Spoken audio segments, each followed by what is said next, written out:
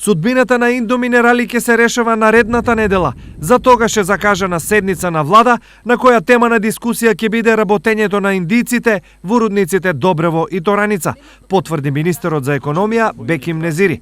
Повод за ова е неплатената концесија за 3 квартали, што е еклатантно прекршување на договорот што Министерството и Индоминерали го имаат подпишано. Согласно законот, 15 дена по завршување на кварталот, доколку не биде платена концесијата, ќе треба да се раскине договорот.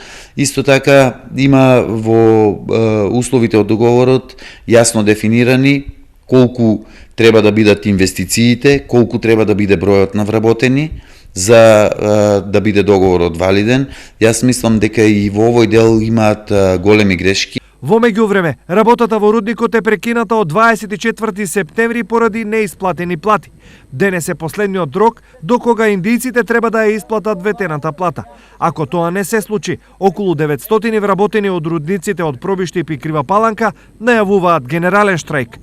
Ова беше причина синдикатот пред неколку дена јавно да ја повика државата да им ја одземе концесијата на индиците. Мислам крајно време е тоа да го направи. Едноставно има доволно причина само да го погледа купопродажниот договор и на овој газа да му одземе концесијата.